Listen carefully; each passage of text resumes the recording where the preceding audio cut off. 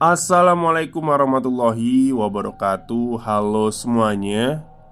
Jumpa lagi dengan saya Chow Sing Sing, kurator dari podcast Horror Night Story.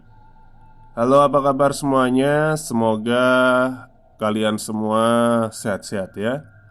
Dan seperti biasanya, pada hari ini saya kembali dan akan menghadirkan sebuah kisah mistis untuk kalian semua. Kisah mistis kali ini saya datangkan dari treat horornya Mistinem. Ya, namanya agak sulit ya. Yang menceritakan tentang teror almarhum bapak yang mencari teman ke liang lahat. Oke, daripada kita berlama-lama, mari kita simak ceritanya. Malam itu, aku kembali berkunjung ke rumah usang peninggalan bapakku. Setelah beberapa minggu mimpi buruk menghampiri sejak aku berniat menjual rumah itu. Mau bagaimana lagi? Rumah itu sudah lama tak dihuni dan sangat disayangkan kalau harus terbengkelai seperti itu. Tapi tanpa aku sadari, kembalinya aku ke rumah itu malah mengingatkanku tentang pengalaman yang masih sulit terlupakan. Sebagian rumah yang sempat hangat menjadi saksi kematian dua nyawa di dalamnya. Semarang, Maret 2014. Pagi hari, seperti biasa aku terbangun karena suara hentakan keras dari bapakku, disusul dengan suara benda-benda dibanting, lalu suara ibuku yang menjerit kesakitan. Sudah biasa, setiap hari mereka bertikai tak ingat waktu, bahkan pagi buta. Aku hadir di antara pertikaian bapak dan ibu. Bahkan tak jarang pula aku dapat imbas dari itu. Watak bapak menjadi keras setelah di PHK, dan ibu yang harus menggantikan bapak sebagai tulang punggung keluarga. Dari situlah api masalah bermula. Apa yang ku bisa perbuat? Aku hanya anak berumur 12 tahun yang tak mengerti harus berbuat apa. Sementara itu, tiap kali aku menyaksikan hal itu, selalu ada kakekku yang berusaha melerai pertikaian keduanya. Tak jarang pula berbagai umpatan bapak berikan kepada kakek. Aku yang tak bisa berbuat apapun seringkali menjadi sasaran empuk kepada bapak yang melakukan kekerasan fisik. Kuusap air mata yang sudah deras mengalir mengenai seragam merah putihku. Lalu, aku menyiapkan peralatan sekolahku sambil menunggu Pak Lek datang menjemput. Selang beberapa saat, terdengar suara sepeda motor Astrea berhenti di depan rumahku. Tak salah lagi, itu adalah Pak Lek. Tanpa berlama-lama, segera ku tenteng tas sekolahku lalu menghampiri ibu yang sedang menyambut Pak Lek di halaman rumah. "Loh, Le, kenapa matamu kok merah?" tanya Pak Lek setelah menyadari kedua mataku sudah bengkak memerah karena menangis. "Boten, Pak Lek. Ayo Pak Lek, aku takut telat," kataku terpatah-patah. Pak Lek tidak melanjutkan pertanyaannya. Kalau aku tahu mungkin Pak Lek sudah menyadari apa yang terjadi. Sebab tak jarang pula Pak Lek memergoki bapakku hendak memukul ibu. Aku segera berpamitan kepada ibu. Kutatap wajah manisnya yang nampak pucat sambil melempar senyum padaku. Rasa khawatir tentu saja hadir, meski aku benar tak mengerti apa yang harus kulakukan. Di atas motor, aku terus merenung mengingat perlakuan bapak kepada ibu dan kakek. Saking sesaknya dadaku, tak terasa air mata mulai menetes kembali, membasahi rok merahku. "Wes, turun dulu Le. Itu temenmu udah nunggu," tegur Pak Lek. "Nggih Pak Lek, matur nuwun nggih." "Ya wis, ora apa-apa. Orang sama Pak Liknya sendiri kok." Ucapan Pak Lik seketika membuatku tenang karena merasa ada seseorang yang bisa menjadi penolong sampai saat ini. Dari kejauhan, terlihat teman-temanku melambaikan tangan kepadaku. Segeralah kucincing rok merahku, lalu berlari menghampiri mereka. Hatiku merasa lebih baik setelah bertemu dengan teman-temanku, seakan tak terjadi apapun sebelumnya. Walau itu tak bertahan lama setelah aku kembali pulang ke rumah. Malamnya seperti biasa aku belajar di dalam kamar seorang diri. Entah mengapa malam ini terasa tak nyaman bagiku, terutama dengan suara angin yang bersautan di luar sana. Ranting-ranting pohon rambutan milik bapak bertabrakan sehingga mengeluarkan bunyi gesekan dedaunan yang begitu kencang. Namun, suara angin yang kudengar tak berselang lama berganti dengan suara bantingan di arah dapur. Sudah pasti bapak dan ibu bertengkar lagi malam ini. Kekhawatiranku semakin menjadi manakala aku tahu keadaan kakek akhir-akhir ini sedang tidak baik. Usianya kini menginjak 83 tahun. Sudah sering mengalami sakit-sakitan. Ku tengok mereka dari arah kamar. Hanya nampak ibuku yang sedang meringkuk disiram air panas oleh bapakku. Begitu juga seorang lelaki tua berambut putih yang saat ini beradu mulut dengan bapakku. "Wes, wes tuwek, gak usah melok-melok. Cepet mati kono lo," bentak bapakku kepada kakek. Bentakan itu tak dibalasnya. Seperti sudah biasa menjadi cacian dari bapak semenjak ia di PHK tahun lalu. Bukan hanya pilu yang saat ini kurasa, tapi juga rasa khawatir dengan keadaan ibu dan nenek. Maksudnya kakek ini ya. Terlebih tatapan kakek sudah tidak seperti biasanya. Tatapannya kosong. Suara nafasnya semakin memburu, tak seperti biasanya. Dengan sekuat tenaga, kakek memapah ibuku masuk ke kamar, disusul dengan aku yang merasa khawatir dengan keduanya. Di atas ranjang, ibu hanya bisa menangis. Begitu pula dengan kakek yang mengelus-ngelus punggung ibuku. "Ran, besok bereskan baju bapak ya. Itu sarung yang bagus-bagus buat Eri, lainnya disimpan," ucap kakek kepada ibu. Ibu hanya menatap heran, seakan sedang mencerna apa maksud dari kakek. "Dan opo toh pak? Kan besok masih dipakai.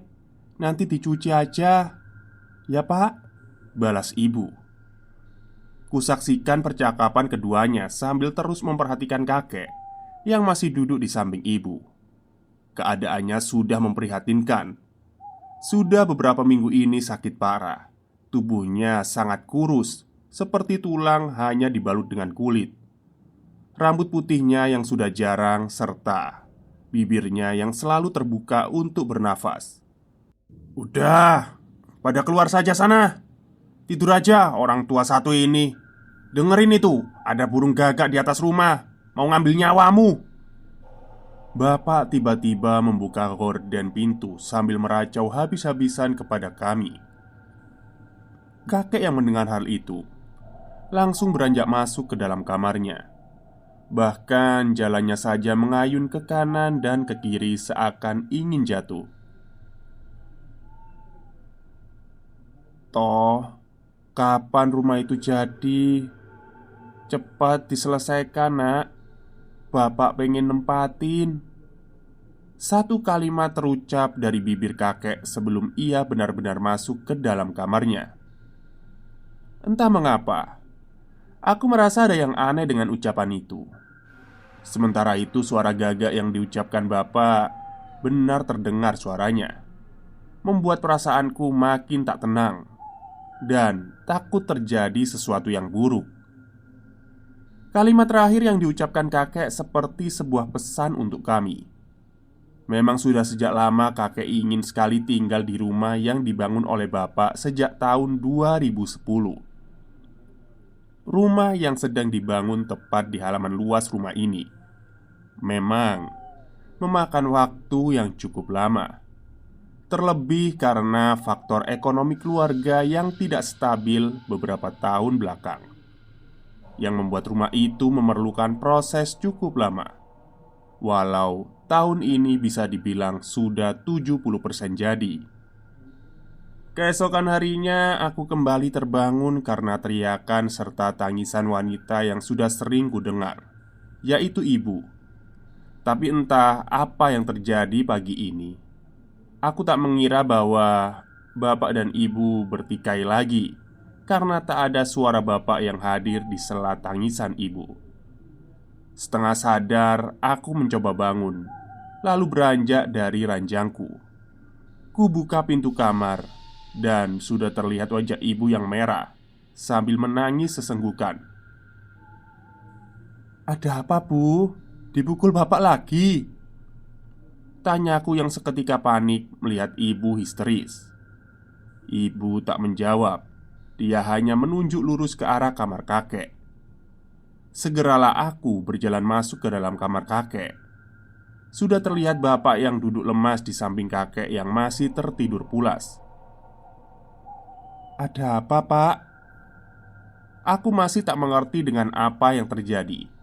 Namun setelah itu, kulihat wajah pucat dari kakek. Aku tersadar. Setengah panik, aku meraba tangan dan wajah kakek. Tubuhnya sudah dingin, detak jantungnya sudah tak terdengar. Betapa terkejutnya aku seketika jantungku ikut berhenti sebentar. Aku masih mencerna apa yang terjadi dengan kakek. Setelah ku ketahui ia sudah tiada, bagiku ini seperti hal yang tak mungkin. Hingga berkali-kali aku memastikan lagi detak jantungnya. Benar, kakek sudah meninggal. Aku pun tak kuasa menahan tangisku. Seketika air mata tumpah begitu saja. Bapak dan ibu panik berhamburan ke sana kemari mencari para saudara. Sementara aku masih duduk terdiam memandangi wajah kakek yang sudah pucat. Aku sungguh tak bisa menerima hal ini. Rasanya semua seakan hancur begitu saja. Tak henti kuusap air mata yang terus mengalir membasahi tanganku. Rupanya firasatku malam itu benar-benar buruk. Selang beberapa saat, para saudara berkumpul di rumah. Ada yang menangis dan ada juga yang tak sadarkan diri. Suara toa masjid sudah terdengar. Sebuah siaran kematian salah seorang dari keluargaku yang menggemparkan warga sekitar. Bukan tanpa alasan, kakekku orang yang dipandang baik selama hidupnya, bahkan tidak pernah sungkan menolong tetangga yang sedang kesusahan. Kulihat beberapa warga sudah bersiap menggelar kain kafan untuk kakekku. Beberapa warga lain ada yang mengaji dan sisanya menyiapkan bangku untuk para takziah. Begitulah keadaannya. Rumah yang biasanya diisi dengan kegaduhan sekarang terasa semakin ramai dengan orang-orang yang berdatangan. Sementara aku masih duduk di teras rumah memandangi orang-orang yang sedang menata tempat duduk di hadapanku. "Nok, sing sabar yo. Ojo ditangisi mbahmu iku. Sik ono Pak Lek kok." Ucap Pak Lek yang tiba-tiba ada di sampingku sambil menepuk pundakku. Aku hanya menganggukkan kepala berkali-kali sambil melihat wajah Pak Lek yang sudah memerah. Kali ini bukan Pak Lek yang melihat aku menangis, tapi aku yang melihat dia menangis. Dari arah belakang punggung Pak Lek terlihat seorang wanita seumuran Pak Lek yang datang ke arah kami. Sambil menatapku dari bawah hingga atas, aku tak mengerti apa maksud dari tatapan itu. Bahkan aku saja tidak mengenali wanita itu. "Kek Sudir kok meninggalnya hari Selasa Pahing, Toji? Hati-hati loh, bisa jadi petaka," ucap wanita itu sambil terus menatap sinis ke arahku. "Jangan ngomong yang tidak-tidak, mbak. Bapak itu perbuatannya baik, pasti dapat balasan yang baik. Malah kamu itu yang sukanya ngurusin urusan orang lain," balas Pak Lek dengan nada tingginya. Balasan Pak Lek seketika membuat wanita itu terbungkam. Lalu wanita itu ngeloyor pergi begitu saja, meninggalkan kami tanpa rasa bersalah. Aku masih terdiam, tidak berani mengutarakan pertanyaanku kepada Pak Lek. Manakala kulihat tatapan matanya masih tajam memandang wanita tadi. "Udah Le, nggak usah dipikirkan ucapan bule.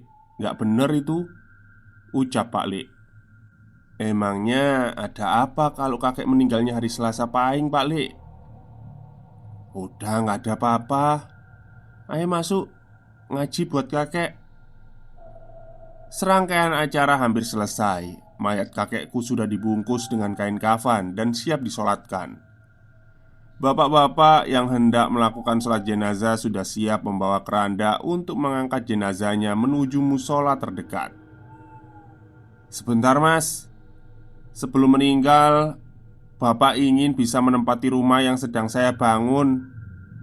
Untuk memenuhi keinginannya, gimana kalau Bapak disolatkan saja di sini?" tanya bapak mengejutkan seluruh orang yang ada di ruangan itu. Semua saling bertatapan satu sama lain. Salah satu imam desa pun menjawab, "Ya wis, ayo nggak apa-apa, digotong aja." Semua bapak-bapak yang ada di sini langsung menuruti perintah. Satu persatu mulai mendekat untuk membantu mengangkat mayat kakek yang ada di keranda. Aku memperhatikan mayat kakek yang sudah terbungkus kain kafan itu mulai disolatkan. Perasaanku mulai tak nyaman, terlebih karena ucapan wanita tua tadi. Walau aku tak mengerti apa yang ia maksud, tapi rasanya ada yang mengganjal. Suara tangis ibu dan para saudaraku semakin pecah setelah keranda itu ditutup kain hijau. Sebuah rangkaian bunga sudah dikalungkan pada penutup keranda itu, pertanda bahwa mayat kakek sudah siap untuk dimakamkan. Bapak beserta yang lainnya sudah siap bahu-membahu mengangkat keranda menuju makam. Kulihat sorot mata bapak seakan merasakan penyesalan kali ini. Matanya memerah walau sedari tadi aku tak melihat bapak menangis. Semua sudah bersiap mengantar kakek menuju tempat peristirahatan terakhir. Kami semua berjalan sambil menabur bunga di sepanjang jalan. Kalimat tauhid pun tak henti kita ucapkan. Sudah terlihat dua lelaki muda selesai menggali liang lahat untuk kakekku. Keranda itu pun dibuka. Salah satu imam desa beserta tetua desa mulai menata tempat peristirahatan terakhir untuk kakek. Sementara itu yang lainnya mulai mengangkat mayat kakek untuk diletakkan di dalam liang lahat. Menyaksikan hal itu, seketika air mataku kembali jatuh. Hatiku remuk. Salah satu orang yang aku paling sayangi pergi untuk selamanya. Bahkan untuk hari-hari ke depan aku sudah tak bisa melihatnya ada di sekitarku. Pak Le yang melihat aku menangis langsung menghampiriku dan terus menepuk pundakku. "Wis, gak popo nok, gak popo. Didoakan aja supaya kakek diberi tempat yang lebar," ujar Pak Le berusaha menenangkan aku. Aku hanya mengangguk berkali-kali sambil menyeka air mataku yang masih mengalir. Kusaksikan proses pemakaman itu hingga akhir. Semua orang mulai berhamburan meninggalkan desa. Maksudnya pemakaman mungkin ya. Sementara itu, tetua desa tiba-tiba menghampiri aku dan Pak Le yang masih berdiri di sekitar pemakaman. "Anu Ji, tolong cari orang untuk jaga makamnya Mbah Sudir ya malam ini. Kamu tahu kan kalau meninggalnya Selasa Pahing itu rawan untuk syarat guna-guna," ucap tetua desa itu kepada Pak Le. Kulihat Pak Le hanya menunduk sambil mengangguk berkali-kali seakan ia mengerti apa yang harus ia lakukan. Sedangkan aku masih tak percaya dengan ucapannya. Tetapi sudah dua orang yang mengatakan hal serupa. Setelah percakapan itu, kami segera meninggalkan makam untuk kembali ke rumah. Rasa sesak masih terasa di dada, namun segera terobati setelah menyaksikan seluruh saudara berkumpul sambil menyiapkan makanan untuk pengajian nanti malam. Ada yang sedang memasak nasi, ada yang sedang sibuk membungkus jajanan pasar, dan ada pula yang sibuk menata buku Yasin untuk warga yang ingin mengaji. Tapi seketika kami terdiam setelah mendengar suara toa masjid kembali berbunyi. Kali ini terdengar lagi siaran meninggalnya salah satu warga desa yang tak jauh dari rumahku. Kami semua terkejut lalu saling bertatapan satu sama lain. Setelah siaran itu selesai, wanita yang tadi menghampiri Pak Lik kembali berkata kepada kami dengan lantang, "Nah, kan aku nggak bohong. Meninggalnya Mbah Sudir itu Selasa Pahing. Pasti pengen cari teman. Nyatanya itu ada warga desa yang meninggal lagi. Ayo, hati-hati aja kalian." Kami tak menghiraukan ucapan wanita tua itu. Semuanya kembali sibuk melakukan tugas masing-masing. Namun segera seketika hening tak seperti sebelumnya. Malam pun tiba. Setelah sholat maghrib, beberapa warga desa mulai berdatangan untuk mengaji. Sementara itu, beberapa saudara masih sibuk menyiapkan makanan untuk para warga yang hendak mengaji. Di sela-sela suara orang yang sedang mengaji, masih terdengar desas-desus dari beberapa ibu-ibu yang membicarakan tentang kematian kakek. Ada yang mengatakan kematian kakek akan membawa sial bagi keluarga, dan ada juga yang mengatakan kematian kakek akan menjadi petaka bagi desa. Mendengar hal itu, perasaanku semakin tak enak. Kekhawatiranku mulai muncul. Takut yang diucapkan oleh mereka jadi nyata. Orang mengatakan bahwa arwah manusia masih tinggal di rumah selama 40 hari lamanya sebelum ia benar-benar pergi ke alam kubur. Aku percaya akan hal itu setelah mengalami beberapa keanehan yang aku lihat secara langsung. 3 hari setelah kematian kakek, seluruh warga desa dibuat gempar karena setelah kematian kakek terjadi kematian beruntun hingga seminggu ini. Bahkan sehari saja bisa 2 orang yang meninggal. Hal itu semakin menguatkan desas-desus warga tentang kematian kakekku. Karena semua beranggapan bahwa hal itu berawal dari kakekku. Beberapa warga bahkan sesekali mendatangi rumahku. Mereka mengaku mendapat cerita buruk dari keluarga para almarhum. Beberapa mengaku almarhum sempat bercerita bertemu dengan sosok kakek dengan kondisi yang mengerikan. Ada yang mengatakan mereka bertemu kakek dengan sosoknya yang sudah menjadi pocong dan bagian kepalanya terluka parah dimakan belakung. Belatung mungkin ya, bukan belakung. Seluruh bola matanya putih serta mulutnya yang selalu terbuka mengeluarkan darah. Bahkan malam itu rumahku diketuk oleh beberapa warga yang sedang meronda. Mereka mengatakan mendengar suara nafas yang sangat keras di sekitaran mereka. Namun setelah ditelusuri, mereka malah bertemu dengan sosok pocong yang mirip dengan kakekku. Entah aku tak mengerti apa yang mereka katakan. Namun hatiku semakin tersayat mendengar pengakuan buruk orang lain tentang kakekku. Begitu juga dengan ibu yang selama ini berusaha menutupi telinga tentang desas-desus itu. Sementara itu kulihat kondisi bapak mulai memprihatinkan. Beberapa hari terakhir ini dia mulai nampak tidak sehat, suka bicara sendiri dan tatapannya kosong. Untuk makan saja susah. Tubuhnya perlahan digerogoti penyakit hingga membuatnya menjadi kurus. Kondisinya sama seperti kakek sebelum meninggal. Dan beberapa malam terakhir setiap masuk waktu Isya, bapak selalu meraung. Bahkan seperti ketakutan melihat aku dan ibu. Berulang kali juga bapak berteriak mengatakan bahwa ia takut kakek membawanya. Ibu yang sudah kewalahan pun akhirnya memutuskan meminta tolong kepada imam desa untuk meruqyah bapak. Malam ini Pak Bashir selaku imam desa datang bersama tetua desa bernama Mbah Rojak. Keduanya datang membawa perlengkapan masing-masing untuk meruqyah. "Assalamualaikum," ucap Pak Basir. "Waalaikumsalam pak, monggo monggo masuk."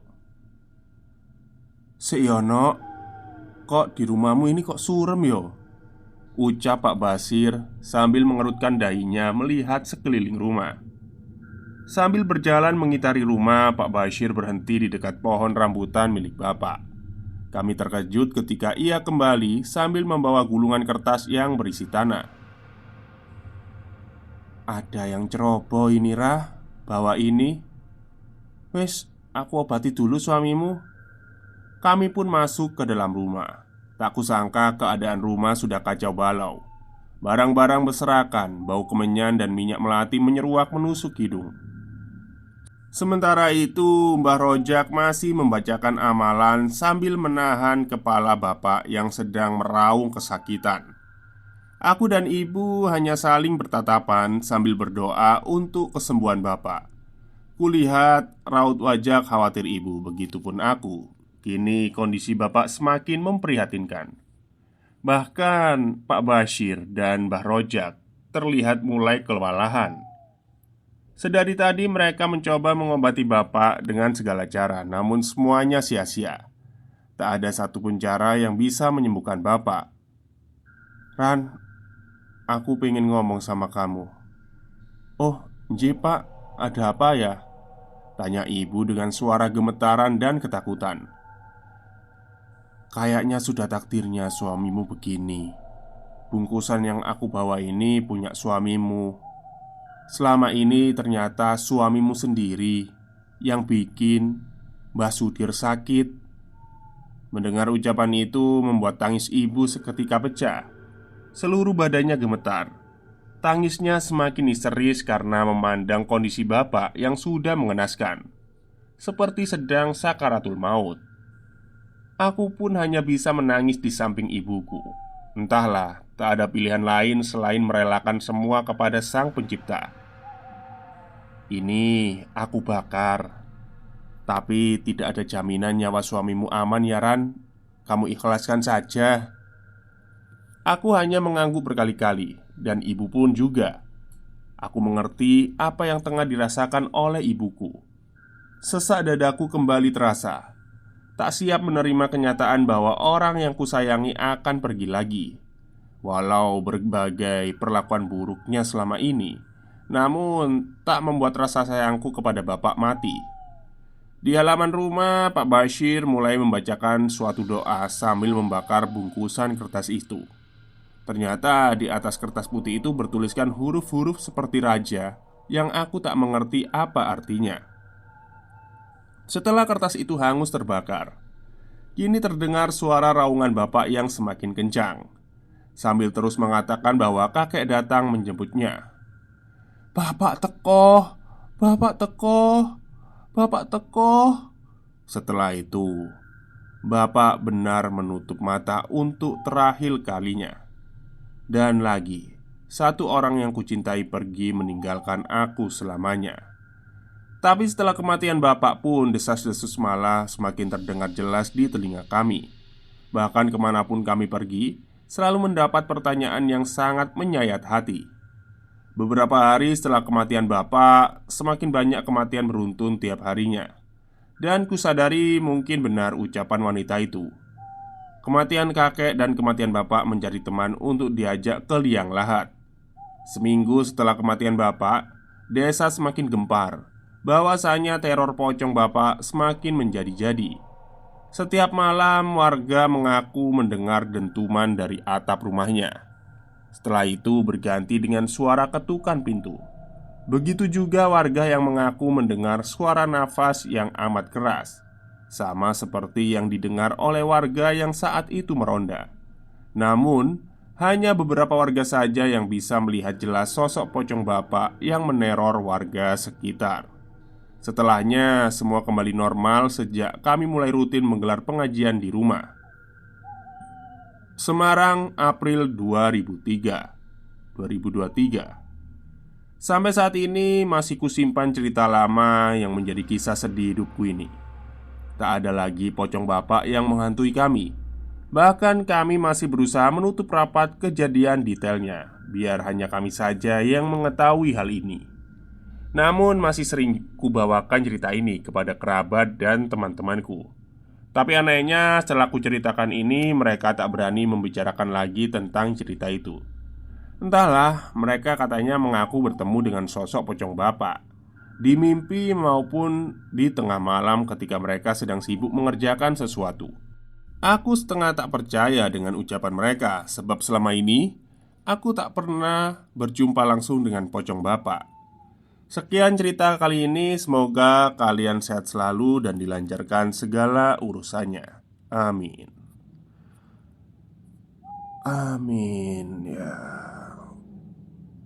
Serem juga ya. Jadi ternyata yang bikin sakit itu anaknya sendiri. Yang bikin kakek Sudir mati itu ya anaknya sendiri. Ya nggak tahu ya motifnya apa, atau warisan atau apa, saya kurang paham. Tidak dijelaskan di sini karena memang lebih menjelaskan kejadian detailnya. Ini mungkin kalau urusan seperti itu urusan pribadi ya untuk narasumbernya. Oke, mungkin itu saja cerita untuk hari ini. Semoga kalian suka. Wassalamualaikum warahmatullahi wabarakatuh.